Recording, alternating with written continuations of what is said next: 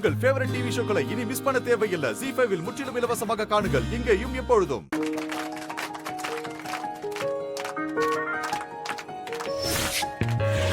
மூணாவது பழனி உடைச்சு பூவை தூவிட்டாரப்பா நம்ம அருளே.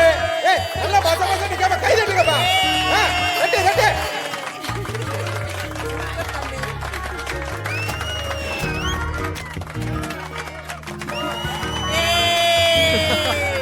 எஸ்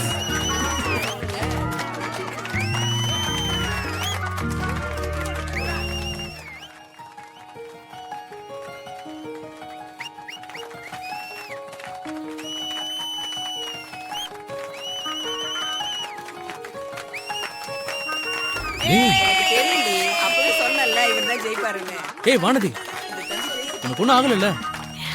எனக்கு ஒன்னும் ஆகல மாமா. என்னாச்சு வானதி, உனக்கு ஒன்னும் ஆகல?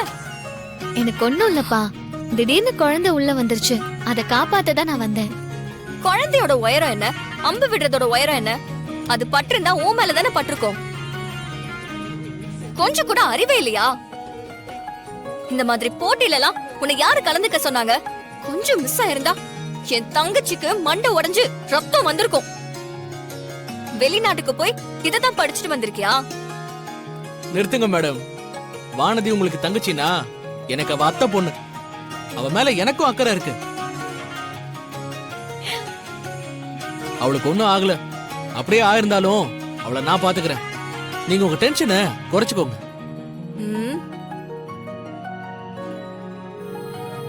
ஓஹோ, நீ இவன் கூட தான் வந்திருக்கியா? அதனாலதான் நீ செய்யக்கூடாததெல்லாம் செய்யற,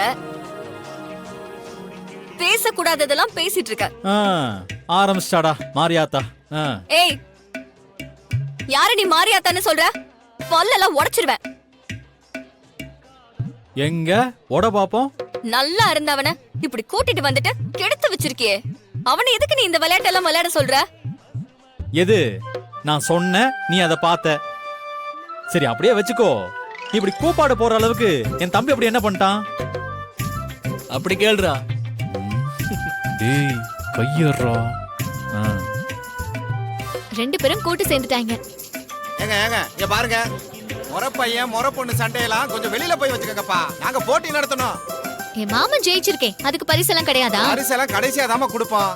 இப்ப நாங்க அடுத்த போட்டியாளரை கூப்பிடணும். தயவு செஞ்சு கொஞ்சம் ஓரமா போங்க. அடுத்த போட்டியாளர் வாங்க. ரெண்டாவது பரிசை யார் தட்டுறான்னு பாப்போம். ZEE5 ஆப்பை டவுன்லோட் செய்து அனைத்து எபிசோடுகளையும் இலவசமாக பாருங்க.